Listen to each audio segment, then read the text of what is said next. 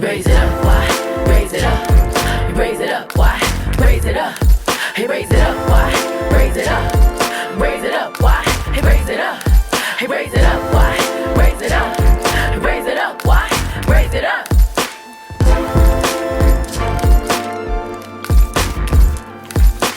North side, raise it up. South side, raise it up. East side, raise it up. West side, raise it up. Raise it up. Raise it up. Raise it up. Raise it up. North side, raise it up. South side, raise it up. East side, raise it up. The west side, raise it up. Raise it up. Raise it up. Raise it up. Raise it up. Raise it up. Raise it up. Hey loves, hey loves, hey loves. My name is Wyann Vaughn. I also go by Y, and this is another incredible episode of Raise It Up Y, the podcast. We are coming at you the final Thursday of February 2025 in an episode we are calling Solitaire. You'll understand what that means in just a moment as we get ready to introduce this episode, ground this episode. 2 segments coming at you are Break It Down and Douxadiddy, and then we will get into Wyann's words of wisdom before paying dues and getting on out of here. For anybody who is new here, 1, thank you for your non-refundable time and energy right here in the beginning of this episode. We thank you very much for being here. If you are a person who comes back to this podcast monthly as it comes out, if you connect with us on Instagram and you are a part of Love Tuesdays and Love Lounges, I want to say you are probably a part of Love Culture, and I want to thank you for rocking with us for all these years. This is year 7 that we are building. And it's crazy to think about that because it feels like we started this yesterday. However, I'm very, very thankful for you as we here are on episode 80 of Raise It Up Y, the podcast. If you didn't know, Raise It Up Y is where OGs kick game to real ones only. OGs are original guides. They are the teachers of this space, and real ones are the students of this therapeutic edutainment space that I have created for all of you to live by, learn by, and enjoy. If you are recognizing that this is a place to improve yourself because of the title, Raise It Up, and you want to know what that looks like, we raise your self-awareness, your vibration, and your capacity for love, which is knowledge. This year I wrote a book that came out the 13th, the first 13 of the year, January 13th. And in that book, it's called A Woman Winnin from the West. We are talking about 13 lessons for legacy in this industry. Now, A Woman Winnin in the West, it kind of starts at my own tales and lessons of being in this music industry. And then I stretch those lessons to help anybody, however you identify, wherever you come from, whatever industry you're in. I hope these lessons can be expanded. So last year we were big on making sure we looked at very intently what it looks like to increase the capacity you might have for love. So if that's something that's interesting to you, any episode from 2024 will suffice. In this year, we are looking at one of the lessons from each of the ones distributed in my book, currently an ebook only, but very soon it will not only just be an ebook.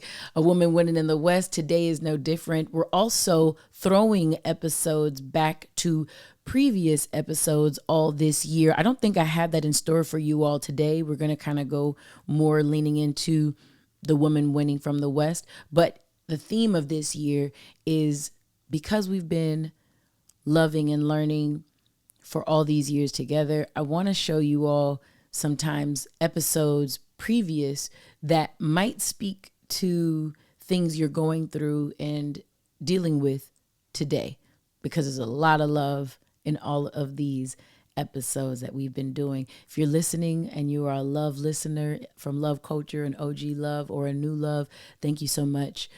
Faith comes by hearing, and I don't take your listening time lightly. If you are a love onlooker and you are here with us seeing the beautiful set that my angels, my team have created for me, Onette Ashe is behind that camera, and Cup of Sue, what it do, is over to my side, my right side, your left side right now. So I have everything I need because my babies are with me. My angels are with me. I know they're not babies anymore. You know, they're trying to get grown on me. Who the hell is that? But I'm just enjoying the time that we get to spend together. We always cultivate a great space of love, and then we give that energy right back here to all of you. Let's get into the episode. Let's ground. I spoke about it earlier. I am a therapeutic edutainer. The therapeutic side that I bring you in this podcast is in the form of how we start. It's called grounding. Grounding is a therapeutic mechanism that makes sure you separate the space from whatever type of time you was on before you tuned into this episode to wherever and however you are now that you're here with us. So as we get into this grounding, I want you to take a second. Be here with me. Hear my voice. Feel your feet. Wiggle your toes. Bring your awareness up through your body. Touch your nose. And you're just doing that to recognize that you are presently here with me. Breathe a breath in. Blow a breath out. Do that again. In through your nose. And out through your mouth. Take a moment. Own this. You are living a miracle called life. That you're breathing. You're winning just because you are living this life. And just by spending this time with my voice right now, you invest in your betterment. I would like you to sit with that and feel proud. Let's go up together, you and me. Let's go. We out of here. Getting straight into Break It Down. Break It Down is the portion of the podcast where we uncover the already existing genius in hip hop culture. And let's keep it a stack. Kendrick at the Super Bowl. Let's get in. Dear love Salima, this is for you. My sister Wendy, this is for you. For a lot of people, I'll say this. I oftentimes be like, why do I have to cover certain topics that I know every other commentator, podcast, or think piecer, if you will, content creator is going to touch on and cover? I refer people to links of people that I really enjoy. Specifically, I'm thinking of JF Musics or the Joe Budden podcast, or people that I just love the way that they think about certain topics. I generally will copy links, send them out to friends and family. They'll be like, hey, what's going on with the Kendrick boy? That's my dad. What's going on with the Kendrick boy? And I'm like, oh, watch this. And my dad is like, oh, you didn't speak on it? And I'm like, no, because everybody and their grandmama has done so. And what I learned is the same thing I learned about starting a podcast in 2019, which was and is, it doesn't matter if the whole world does it. Sometimes people just want to hear it from you. So I'm letting you all know, I recognize that talking about Kendrick at the Super Bowl for hip hop heads, for people who are so well into this kind of space that they're like, for what? Why are you where? I'm letting you know I have actual family members that make it weird when we get together at events if I don't commentate on some of this stuff. If commentate is the correct verb, maybe just the word comment. So I'm letting you know if if this feels redundant, go ahead and skip forward. But for the people who love me and I love them, I want to make sure that I do what I said I would do. I'm a woman of my word, not just a woman winning from the West. Hello.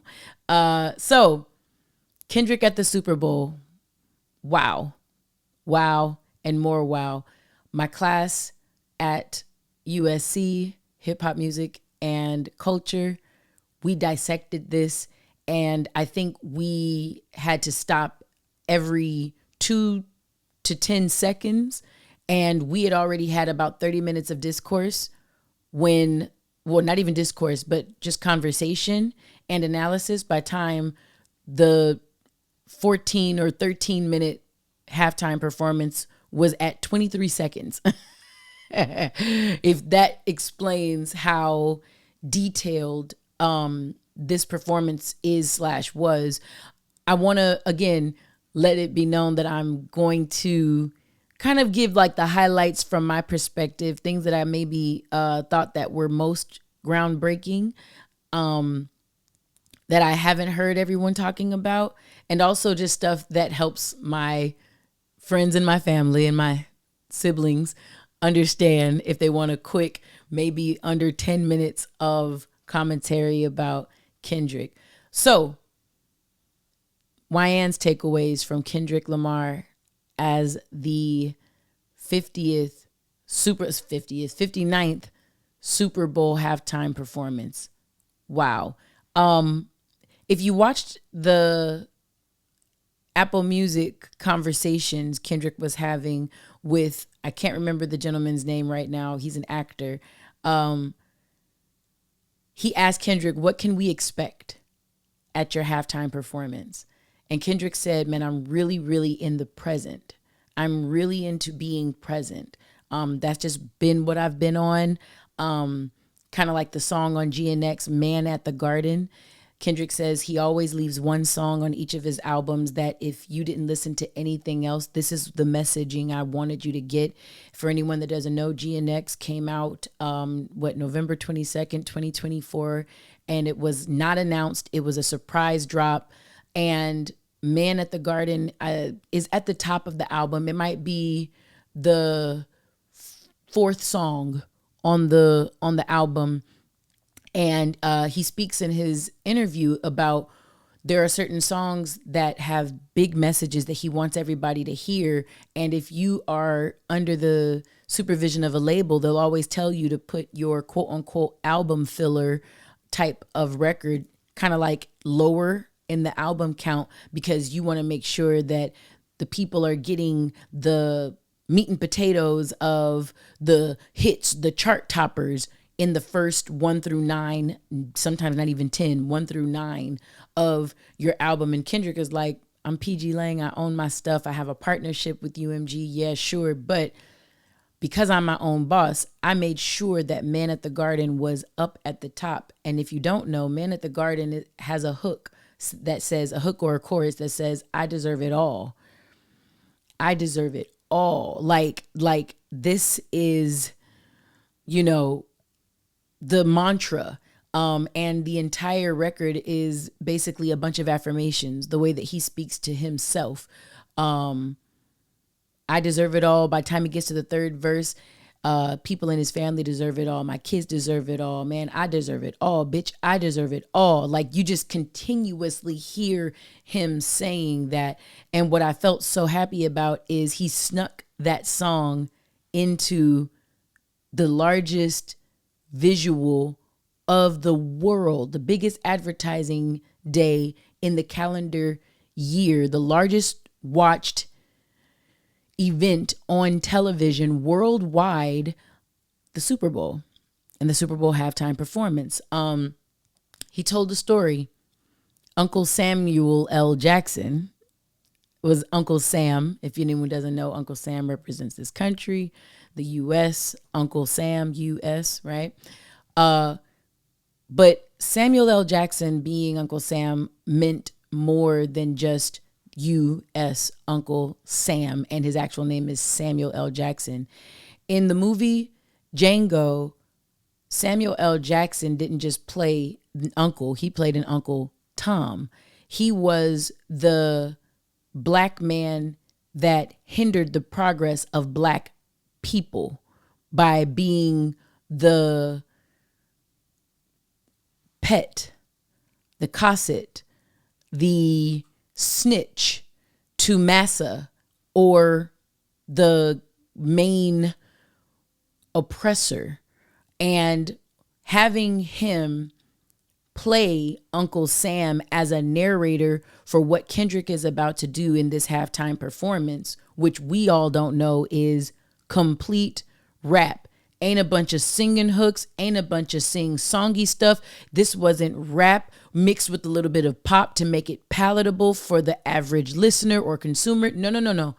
This was hip hop on a main stage, and everyone was not ready. Everyone was ready for Kendrick to do his biggest charting singles. One of them he did, which is Humble. Be humble. Sit down. Be humble. You know, that has a hook, if you will. But people were ready for We Gon' Be All Right, which he performed with Dr. Dre in 57, halftime Super Bowl 2022.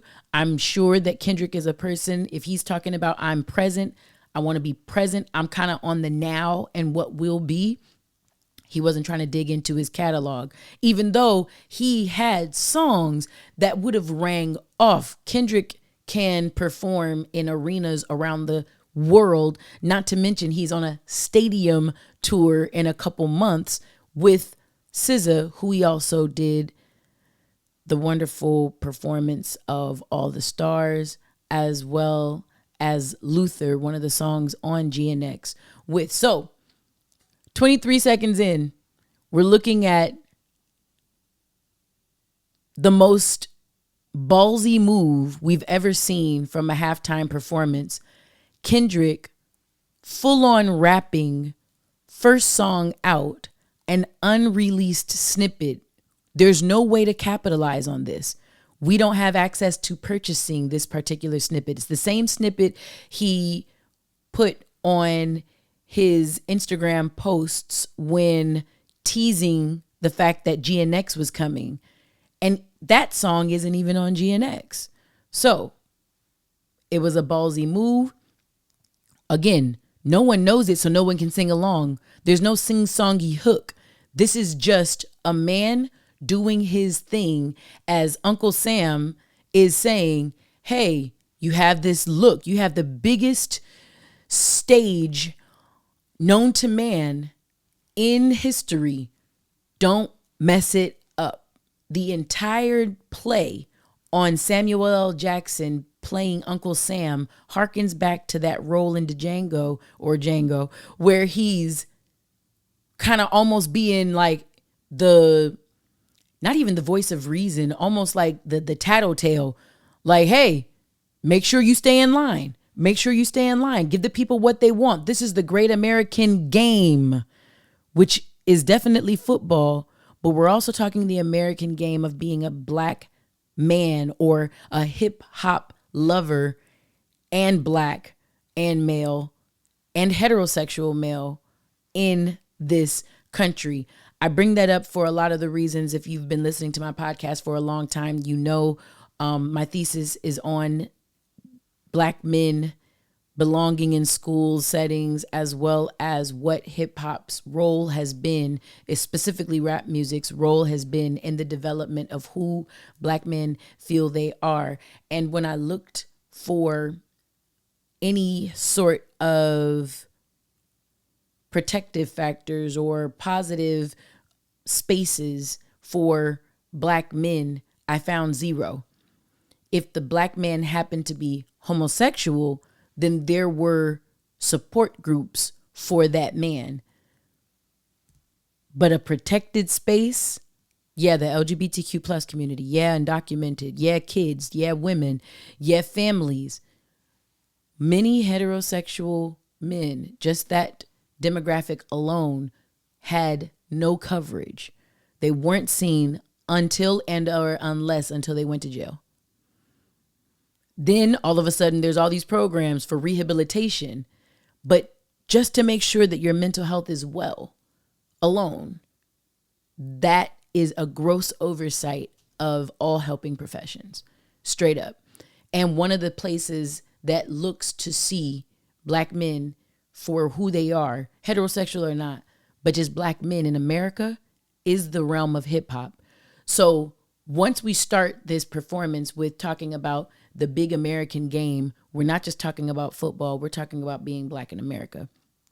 Ballsy, Kendrick comes out, does a song nobody knows, and goes crazy with it. He continues, if you want to keep this up, you better squabble up. If you're going to be a black man in America and you're going to really do this thing for real, you better know how to fight. All's my life I had to fight. There's a lot of context that says, put your dukes up if you're going to be real or authentic and hip hop and yourself and black unapologetically. Look at what's happening with Doshi. Look at what's happening with Rhapsody. Look at what happens with any of these other artists who unapologetically are who they are without curbing their appeal to something that doesn't look like them. All right, we go from Squabble Up to Uncle Sam. Hey, you know you're toting a fine line here. Tighten up. Be humble comes on. Sit down. Be humble. And almost like Kendrick is reminding himself of who he is. I got royalty, got loyalty inside my DNA. And these are the only two songs that aren't from GNX of his that he performs. He teases after this, hey, I want to get into some gangster shit. I want to do their favorite song. They was like, what song? You hear Not Like Us. Bing, bing, bing, ding. And everyone goes crazy. And he's like, yeah, I would like to do it. But, they like to sue. And next thing you know, the black women that he calls on. Let's press pause again right there. If there's anything I've seen Kendrick do this entire beef, it's big up black women. 100%. At this performance, he brings out SZA with them. Also because he's going on tour with her. Sure. They're also former label mates. Sure. And family, clearly still. Sure. However, everyone that supports him. If you ever saw the Mr. Morale and the Big Steppers, have you ever seen any of the footage of Mr. Morale and the Big Steppers? And he's if like on Amazon, I think they have the performance of him in Paris. And when he's doing like not Rich Spirit, I hope I'm not too late. Set my demon straight. I know I made you wait, but how much can you? Die Hard. That's Blast. Whenever he's doing these songs and he has these very powerful messages, even in the Mr. Morale and the Big Steppers tour, he has all these women stacked behind him in all white. And he's in a suit, or he has on black, I think, something like that or whatever. The point is, there's this idea of the backbone of a black man being black women. If you look at the Squabble Up video, he's very intentional rather, about making sure that not just black women, but black women of different sizes. Black women who is over here patent weaves, black women who have natural styles, black women. So it's funny as he's looking at his conscious and like, wait, am I going to do what I'm going to do? Am I going to do the song that people tried to sue not for me to do? And he teases it. The voice of reason that he asks are black women, not to mention that later on he will have Serena Williams crip walking on her ex's grave, just in all blue. It's amazing. So continue on.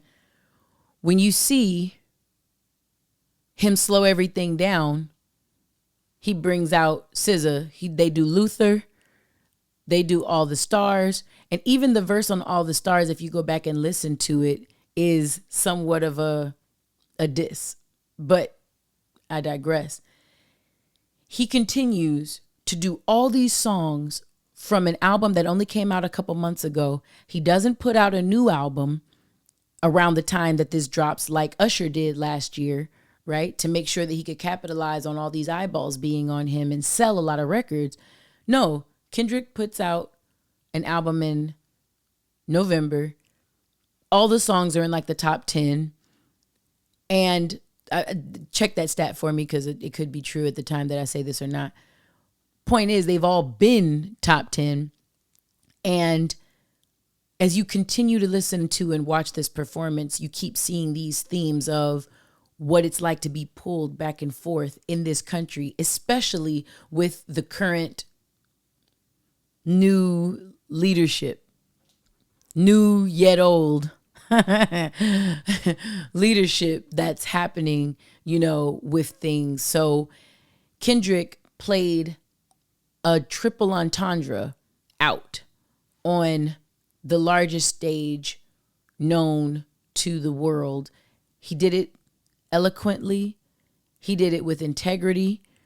He threw back to It's Gonna Be All Right when he was on a long, big street on the football field, and he had black dudes on top of all of the light fixtures, the street lights that were there. When he did do his little performance of Man in the Garden, a little like doo-wop looking version, he had all the hyphy dudes from up north in California, which, you know, we call the Bay Area. And when we say the West Coast, we always are including them. A lot of the songs on this album included the West Coast guys. He created a American flag with black male bodies. Listen to that sentence.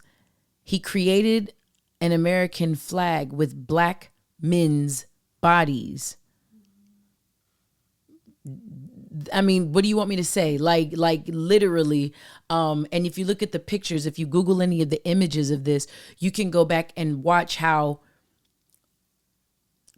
the flag was divided at his presence.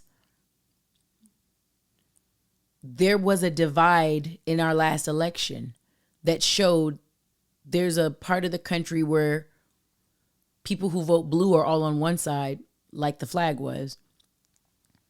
And then people who see the country and they're white and they vote red on another side.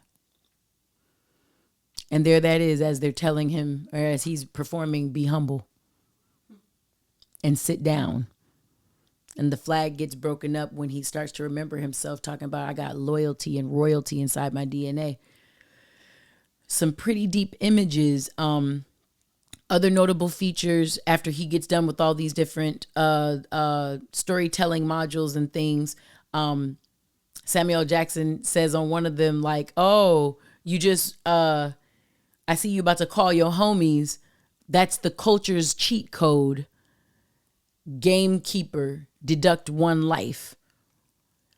I don't know if you guys know, in LA, as well as some post-slavery laws, Jim Crow laws would state if 3 or more blacks were gathered. In the 90s, they called it a gang. And they had LA gang injunctions. So everyone that used to do freestyle ciphers and all of them will get together and just do their thing, broke all that up.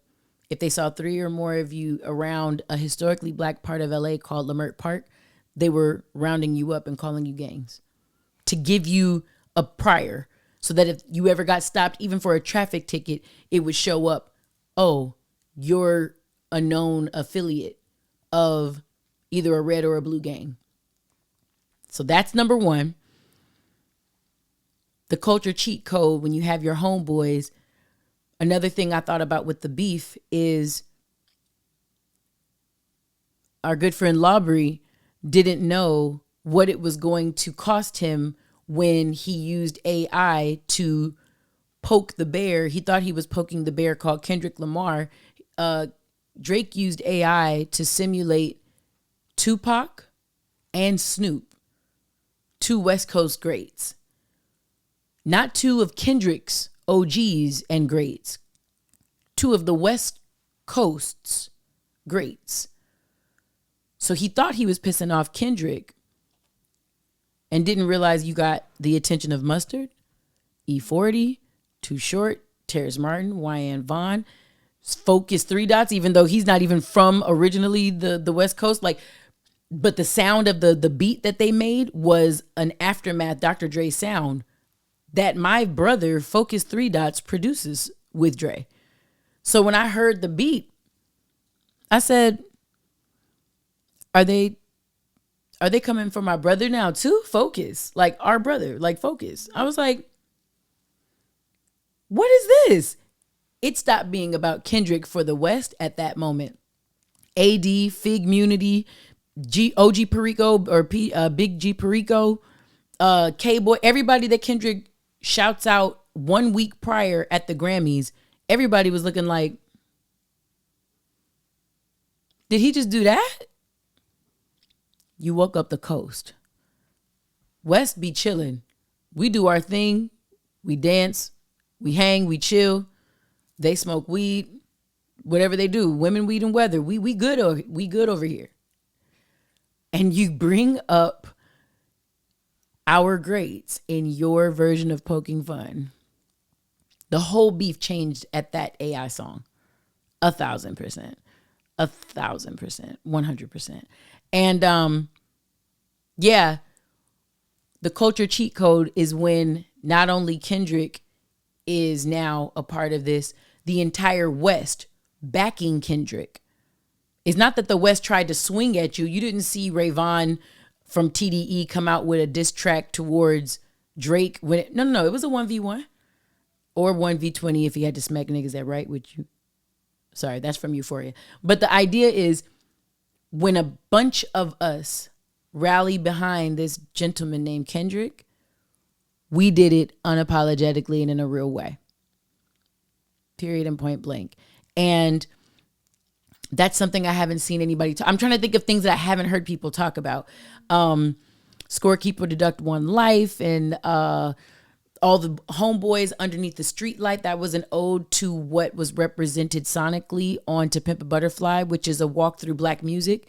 My dad at the Super Bowl saw the hyphy gentleman underneath the street light. And he was like, oh, they doing the doo-wop like we used to do on the corner. Mind you, Dad grew up right here in South LA. Watts, Compton, all adjacent. They're all neighboring.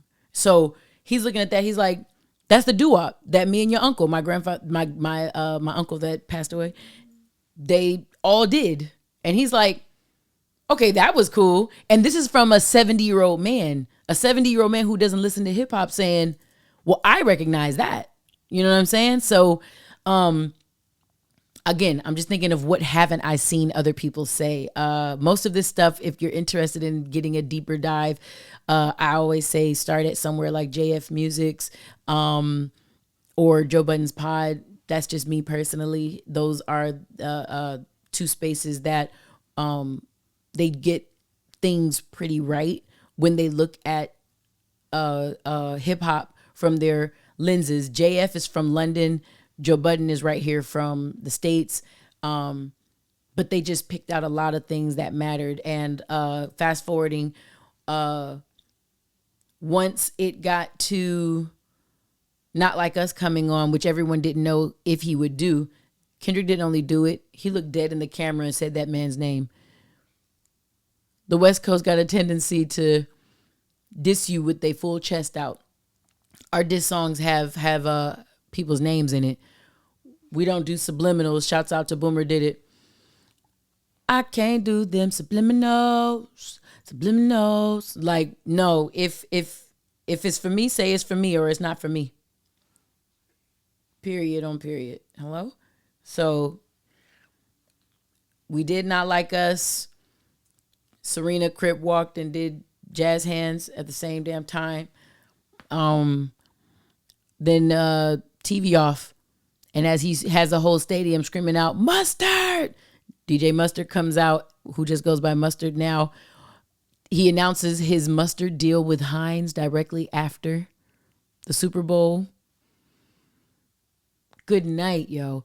And if you, I'm not showing you this, but if you're looking at what's happening on the field, there's a PlayStation controller that's being simulated on the ground as the halftime performance is coming on and he's gearing up for full life. Certain aspects of the controller are lighting up.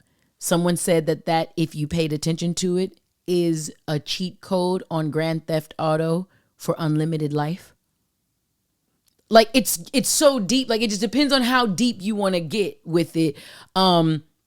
He gets to doing after DNA, Don't Tell No Lie About Me, and I Won't Tell Truths About You. He gets to doing Euphoria.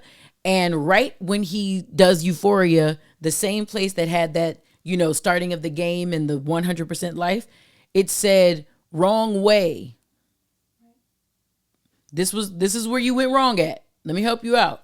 Yeah, I'm out the way. Yeah, I'm low, okay. And the island right here is remote, okay. I ain't thinking about no nigga. I'm reaping what I'm sowed. Man, listen. It was like, don't do it. And then by time, turn his TV off. And Kendrick does like this with his hand as if turning the TV off. This whole thing goes black. And the back of him says, game over.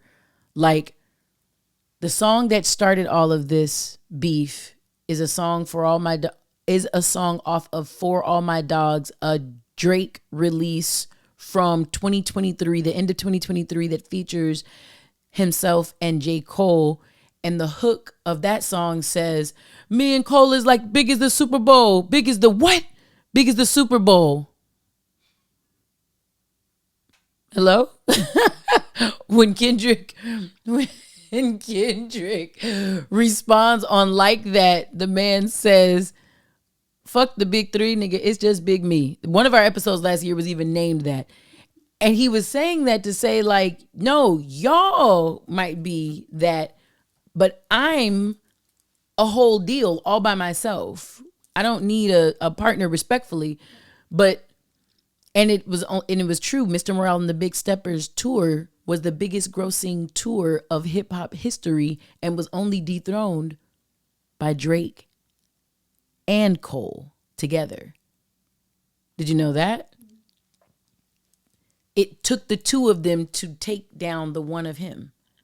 Do you get me? Like, there were so many ways where it was like, oh no, everything he's saying is true. And respect to everybody that's tired of the West winning the way that we are. Because from DJ Head to Joe Budden and other outlets kind of talking about, yo, remember when Kendrick said, what I learned is niggas don't like the West Coast and I'm fine with it. I'll push the line with it. Now we see, oh, you really were not too fond of what we're doing. And it's really kind of on some goofy shit that you guys think that we shouldn't maybe celebrate our crown that we never knew y'all didn't see.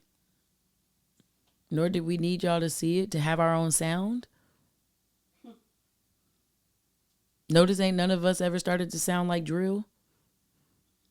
Notice ain't none of us ever started to put a bunch of hi-hats and turn ourselves into like a second coming of like ATL's sound, the South and how they sound. We've just kept doing our thing and y'all can get with it or not. But we just kind of keep being us to the point where right before all of this, 2023, people were saying, oh, the West is stuck in the regional sound. And now they realize, no, we've maintained an identity that we never lost. Yikes. But you know what? Big up to all y'all. Kendrick, Mr. must have needed Drake to be this big. Respect. Kendrick is the second most watched thing in the history of television. Kendrick's halftime show. The second most watched thing in television history. And I think the only thing that heads it is like the moon landing or something like that. Like watching like they must have like shown it or something like that. Michael Jackson used to hold that space because there were 133.4 million viewers of his halftime Super Bowl show, and Kendrick's has 133.5 watched.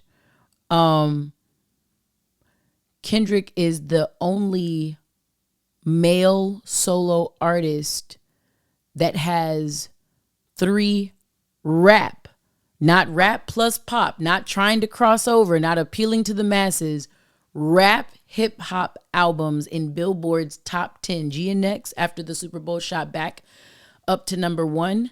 I think Damn is at number 9 and Good Kid Mad City is at number 10. It's never been done in hip hop history or music history. Talk to him nice. He was doing Mr. Morale and the Big Stepper and had the biggest tour before there was a beef. For everybody that says, oh, it took speaking on Drake's name to get what you have. Bro, knock it. How about that? Knock it the damn off, if you wouldn't mind. Or don't. Because what we're learning is certain people are really happy in living in the Lululand. Hello? Yeah, so no backing vocals. He traveled over 60 yards while keeping and maintaining his breath. He told you he was jogging 6 miles a day, conditioning his wind for this Super Bowl thing on GNX. Which song? Man at the Garden. I'm just trying to tell you, like, the boy is clean. The boy is clean. He's a good dude. Lives a clean life. Does it on the low. Doesn't fuck with squares. Ta-da. It's an easy way to win. Like a woman that wins in the West. All right. Kendrick, you have taken this podcast by storm. I've spent at least 30 minutes on something I thought would be under 10. Apologies to everybody that knew most of that stuff. I tried to just touch on a bunch of things for you. Douxadiddy, next segment. And this will be short. Douxadiddy. So I snuck out a 2-piece.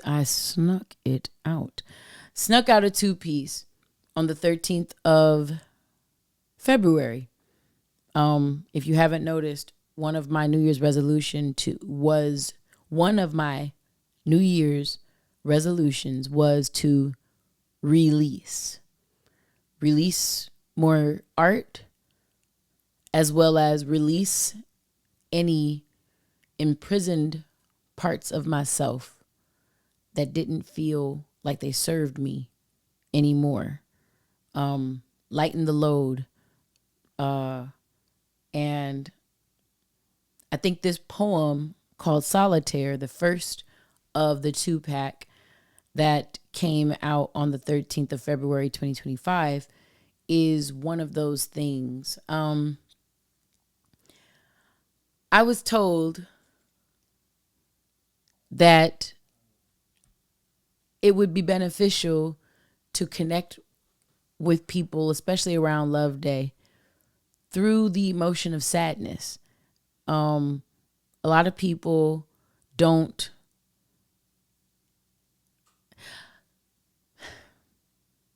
want to feel sad, and so they avoid the feeling, and that only brings about more of the feeling. Anything that you resist will persist, right? So I was brought to the awareness that some folks feel great sadness around the day of love in the middle of February. So why not give those people something when everyone else is kind of like on dates and doing their thug thizzle? And so, Solitaire, the poem. Do you dance outside in the rain? Do you let the ocean's spray kiss your face? Do you mix the fear with the pain? Wash it down with anxiety to chase? And if so, then you're me. Run wild. Run free. Be as single as solitaires on white golden rings when engagements are called off. Fall off. Be gay. Be as merry as a merry-go-round, spinning round in the rain, undecorated with laughter from children's hide and seek. Let your freedom be louder than the clank and the clink of the chain of a swing in the sway of the wind. Call a friend if you can. Find joy from within. Find the rain in your dance. Let the wet pain stain your cheek. Laugh, smile, and be meek while he hurts you. Be a girl. Be soft. Be pink. And that was like a write out that came to me just right before Valentine's Day. And I was like, ooh, this feels like that sadness. that I was being talked to about. And I think the feeling of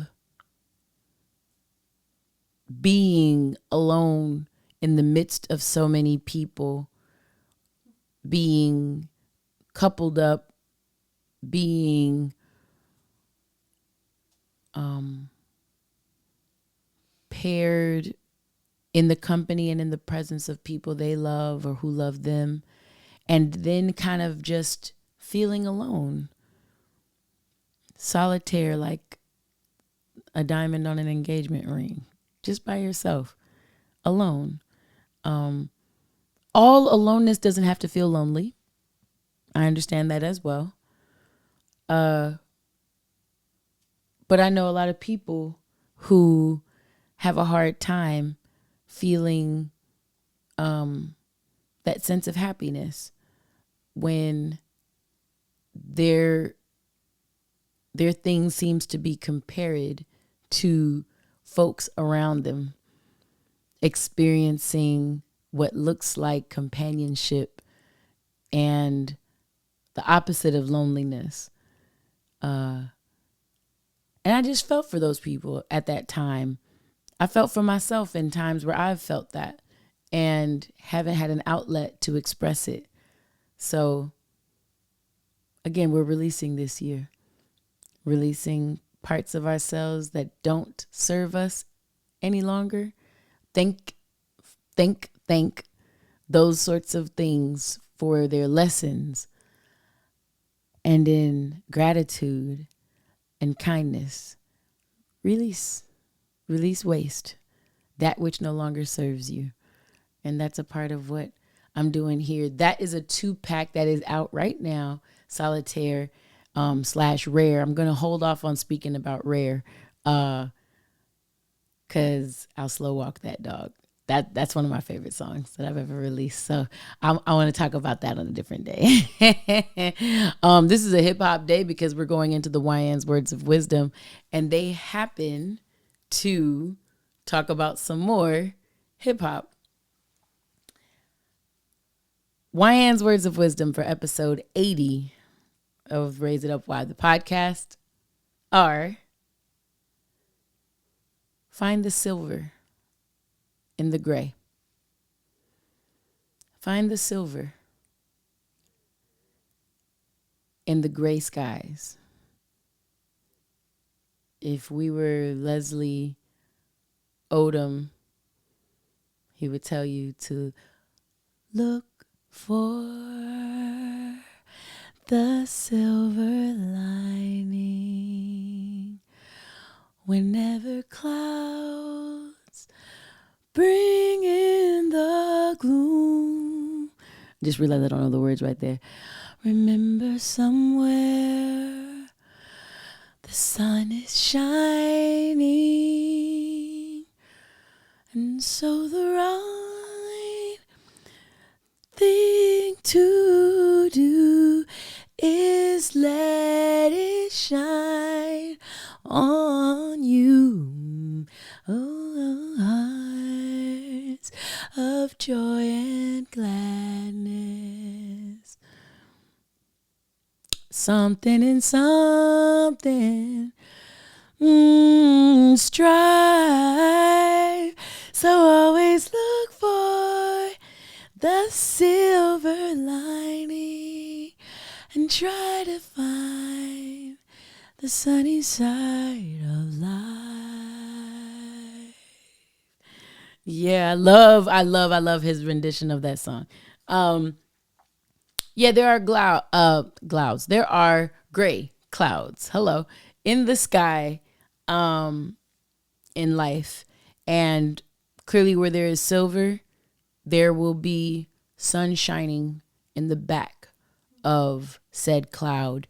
So I think it's an oldie but goodie just in life.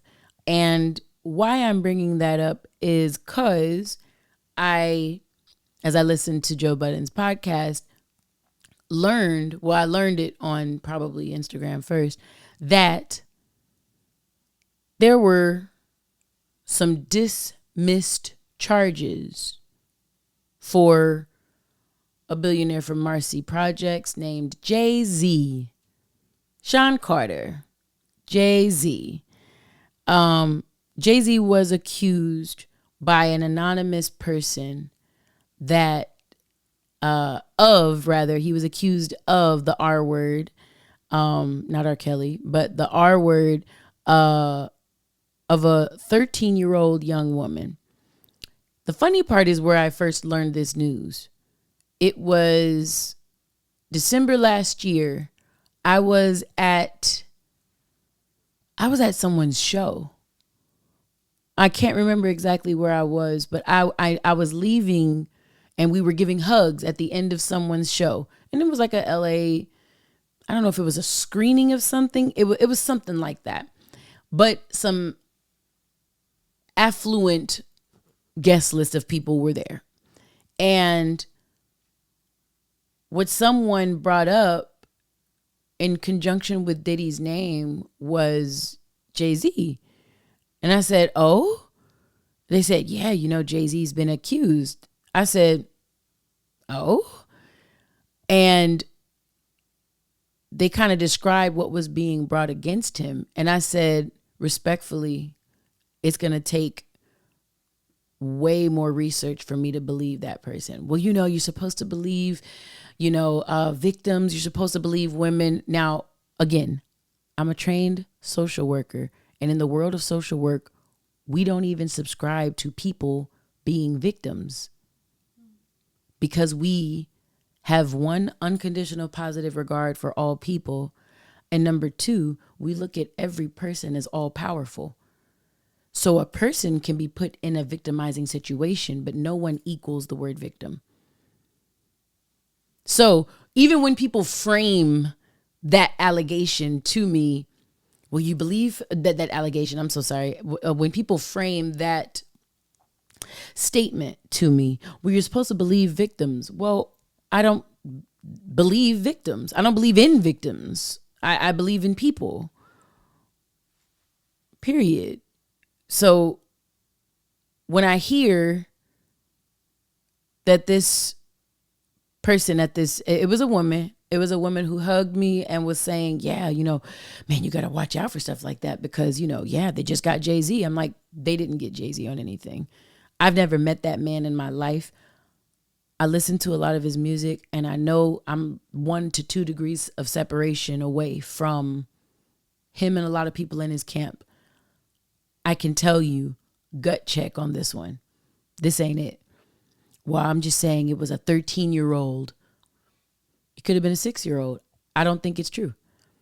And I reserve the right to have a brain and think that something sounds preposterous. It's sounding preposterous. And I want to wait until there's further detail. I'm not jumping off the cliff for nobody. Nowhere. At no time. And I would hope that people felt that same way about me. If they were to hear some wacko shit, like, what does Kendrick say? If shit hits the fan, is you still a fan? Like, I would hope someone waited until I got my fair day in court or did some research to understand if I was the person I claimed to be. Because I am the person I claim to be, right? So I heard it, didn't believe it off rip. Not because I thought someone was a liar, but because I know a little bit about Sean Carter and nothing added up. Nothing added up. And as Joe Budden was speaking about it, he said the accusations were very loud, not to mention that all of this was filed the day before Jay-Z would have went to the red carpet of his daughters, as she was the voice of Kira in the new Mufasa movie. And as not to bring any negative attention, I think he opted out of going to the red carpet. He missed that moment for his daughter because he didn't want to pollute her day and her thing with heinous and false allegations. So there was a young lady, Jane Doe, that got to remain anonymous throughout all of this. So she rocked this man's world, changed his family events, and the course of history in the way that he would have done it, and she gets to remain unscathed and anonymous. Very corny. Very corny. Jay-Z wrote, according to BBC, the frivolous, fictitious, and appalling allegations have been dismissed. This civil suit was without merit and was never going anywhere. The fictional tale they created was laughable if not for the seriousness of the claims. The trauma that my wife, my children, loved ones, and I have endured can never be dismissed. The courts must protect the innocent from being accused without a shred of evidence. May the truth prevail for all victims and those falsely accused equally. This is definitely a gray day. Where do you find the light? To look for the silver. I think that comes in the fact that there are now hip hop outlets like Raise It Up Y, like Joe Budden's podcast, that will take this information into its own hands and make sure that people who love hip hop like we do know that some of the folks that we look at, like our big guys,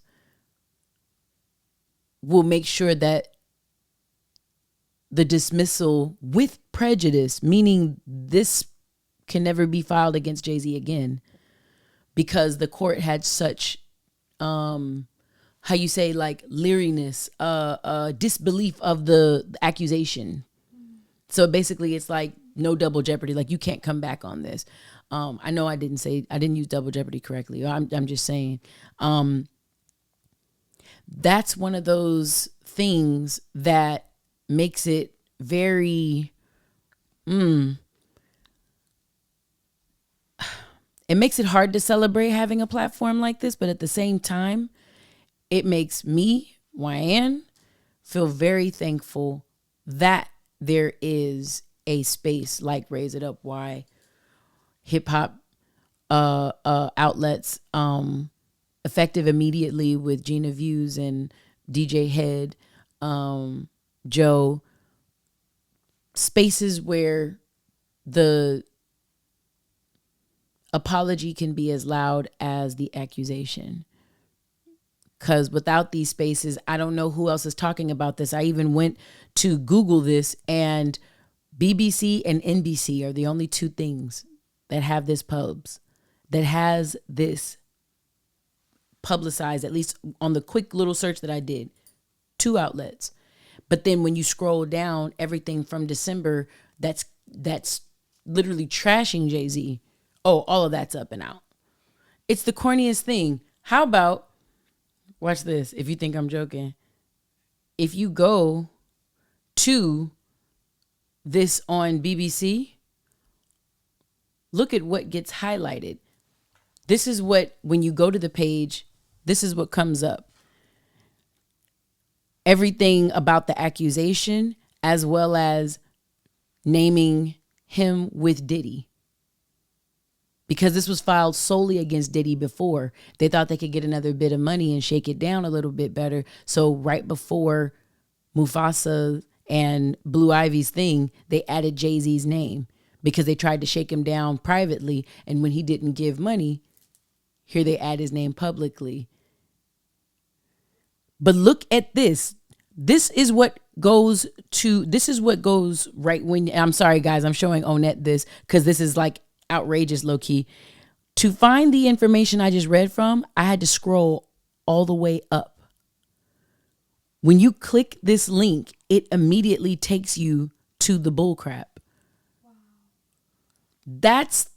I guess that's what I'm talking about with the Great American Game and why Kendrick's performance was so important. The Great American Game is, even when you're exonerated, you're still kind of sullied.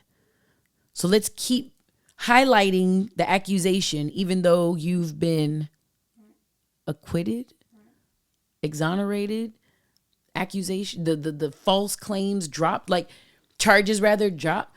I don't know. I just see some of this stuff and I'm like, man, I'm so happy Kendrick did not do the singy song version of being himself.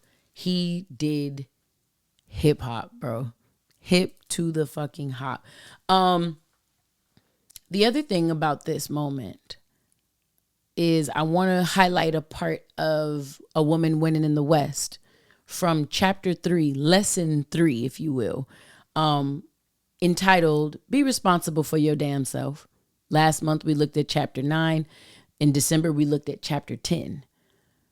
So we're now on chapter 3. We're just bouncing around the book, right? For the rest of the year we'll do the same thing. In being responsible for your damn self, I brought up in the Wyann's words of wisdom for chapter 3, the Me Too movement's unintended consequences. The Me Too movement's unintended consequences. And I'll read this last paragraph of the chapter before it goes into chapter 4. Because some women use the Me Too movement, which is the unfortunate part about what I hear on this Jay-Z thing. He's like, make sure that real victims don't get misconstrued with a person that's chasing a check like this woman, this Jane Doe, and, you know, this corny Jack in the Box, Cracker Jack lawyer. But here go the thing. Because some women use the Me Too movement as a way to hurt powerful men, having solidarity with women in the professional space became challenging for me. I had a woman outright tell me she was blackmailing men with whom she had a resentment. In other cases, motives were hard to determine, but certain women saw a payday in their futures and became accusative as well. Exactly what we just saw. Because of this confusion, I learned to align myself only with women who move with integrity, accountability, and grace. For the folks reading this incredulously, wondering whether a woman would use such an important movement as a weapon, look no further than the beginning of chapter 4. Align yourself with the types of ladies you want others to see you as. That's the title of chapter 4, lesson 4. So we'll see if we go into that next episode, but yeah, man, I just want you guys to know, ladies in the industry, be responsible for yourselves, because there are some ambulance chasers out here.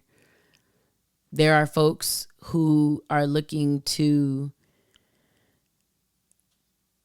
use billionaires for boogie boards and try to surf right to their own sense of success.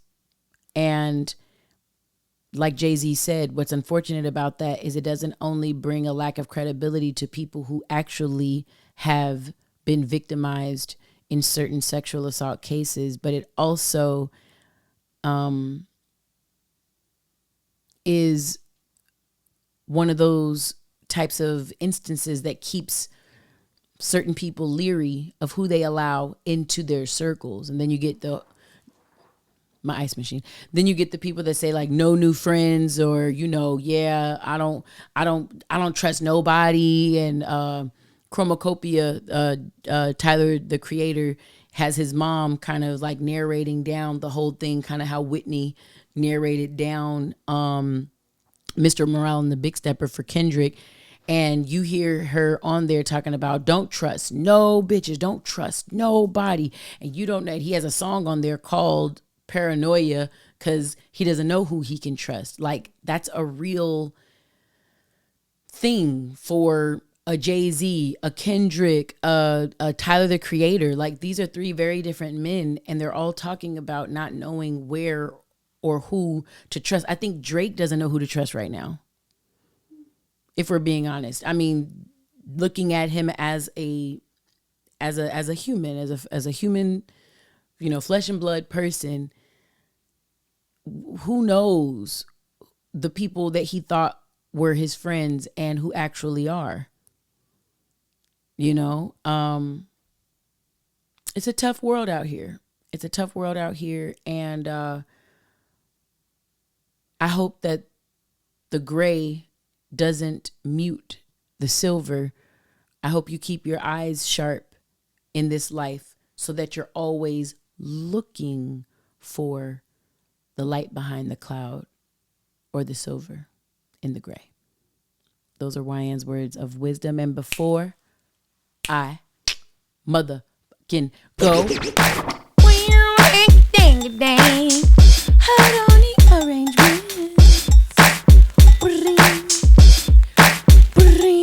okay, that's not the first thing. Pay your dues is the portion of the pod where I shout out businesses I absolutely love and can't get enough of. Businesses, peoples, entities, things like that. The one that I have shouted out from the day one of this podcast, my cousin Maya Smith, married to my cousin Brian Smith of and founders of The Do on Instagram at ILOVETHEDOUX. Please, if you have yet to do so, go to I Love To Do and listen to one of their newest reels, and you will hear something crispy in your ear, aka my voice, because my cousin Maya allowed me to create a jingle for her line and her products. It is produced by Amber.Jean of Moonchild, or on Instagram, this is Moonchild. She's an incredible producer, and it just so happens that she has been wanting to produce more, and it's crazy because I've been wanting to sing more. Hey.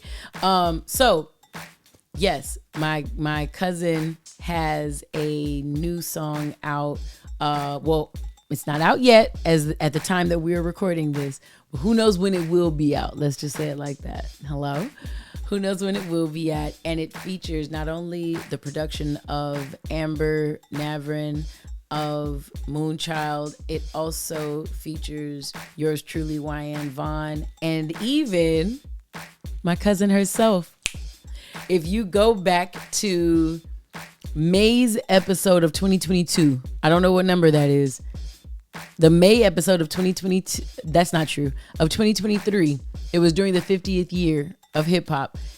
After my cousin exclusively was she was one of the sponsors. I almost thought it was exclusively. She was a sponsor of a hip hop event, a 50-year hip hop event that supported Dr. Dre and Big Daddy Kane. My cousin came over to my house right here in the hood.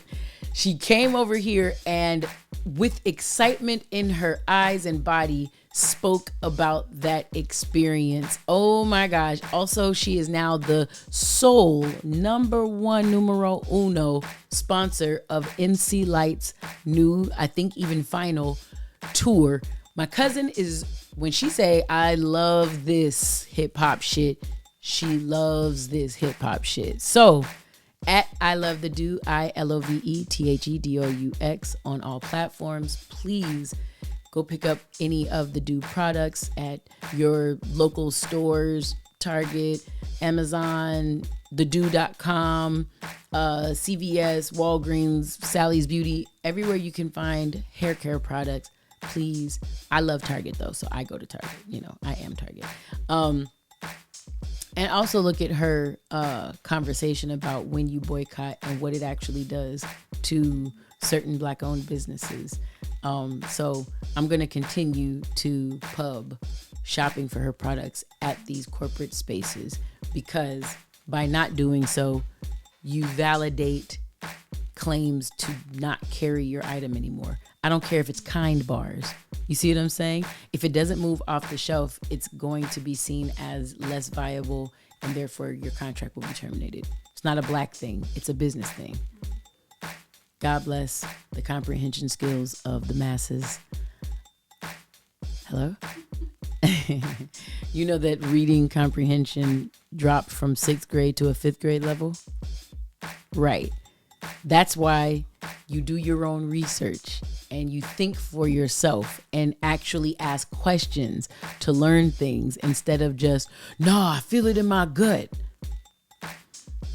Nah, I feel it in my balls. So Number 2, in Pay Your Dues. Rhapsody, Rapsody. Rhapsody, my baby, my sister, my heart. 1 week before Kendrick's Super Bowl performance. Rhapsody Jenkins Lamar. No, that's not her full name. I made that up for her.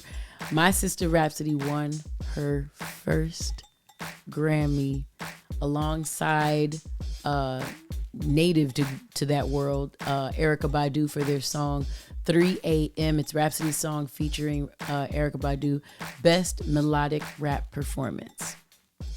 And rap got it. I discovered the win in a sauna in Los Angeles amongst Crips. And I started crying. And they was like, oh, hey, Miss Lady, you good? And I was like, no, it's my sister. They was like, oh, she died. I told Rap this story and she laughed very hard. And but I was just so happy for her. So, Rhapsody, my beautiful sister, congratulations on your first of many Grammy wins. My mom heard about it and she said, tell my baby, welcome to the Grammy family. I just thought that was the cutest thing, bro. Like, ugh. Anyways, all this has been amazing. Number three, HARONI arrangements. Once again, HARONI arrangements. Haroni arrangements created and creates some of the most beautifulest, because that's a new word today, some of the most beautiful bouquets. And this is like red, white, and blue. I don't know if these are raspberries or what these little, they can't be raspberries because it's like there's little blue fur coming out of these flowers. And I shouldn't keep touching them, should I? They hurt me? Oh, well, then I don't want to touch it. Oh, but yeah, there's little white baby roses and little baby's breaths. I don't know what they're really called. Baby's breaths. And then the red roses. I mean, if you're not on YouTube or go to Instagram, maybe I know I'll have some beautiful pictures up from Haroni.arrangements. Like, Onet, you. I don't know what to say about you, but you. Because they are beautiful. She is a part of Love Culture. And number four, Love Culture community at large. Just thank you for rocking with us. Thank you for always checking in on one another when I don't do my Love Tuesdays on a West Coast Wednesday like I say I will, because I missed this week. It's going to happen tomorrow. And I meant to remind members of Love Culture to remind me, but I forgot to remind even y'all to tell me to tell them. It's a lot. My brain is in a lot of places. So midterms are coming up. It's just a lot. So know this and learn this no sooner. Love Culture, supporters of this podcast, thank you for your non-refundable time and energy always. A Woman Winning in the West. Make sure you go get it. I always put that next to Love Culture for some reason. A Woman Winning in the West is available as an ebook everywhere you can purchase ebooks. That's actually a lie, because I think I have to put it on Kindle. Aka Amazon Books. So I'll put it over there sooner than later. And by April, maybe expect an audiobook. Sexy. Hello. Yes. So, since we're right here, also Solitaire / Rare, these 2 packs of poem and song are out now by Wyann, Vaughn. Go look for it. Go get it. Get into it. And last but never least, raise it up. Why? At RAISEITUPWY. Once again, at RAISEITUPWY. And the love say rockets up on these hoes. Always and forever thankful. Always and forever grateful for all of you being here with me. Being here with my crew. We did it. Episode 80 in the can. Thank y'all. See y'all next month. Or If you want more connection, follow us on Instagram, RAISEITUPWY. Keep up with Love Culture. Join the broadcast community, Love Culture community. And we shall see you. Give me 30 days. 1 month. Stay real, y'all. Doom, get bound down, down, down. Take it down. Raise it up, why? Raise it up. Raise it up, why? Raise it up. Hey, raise it up, why? Raise it up. Raise it up, why? Hey, raise it up. Hey, raise it up, why? Raise it up. Raise it up, why?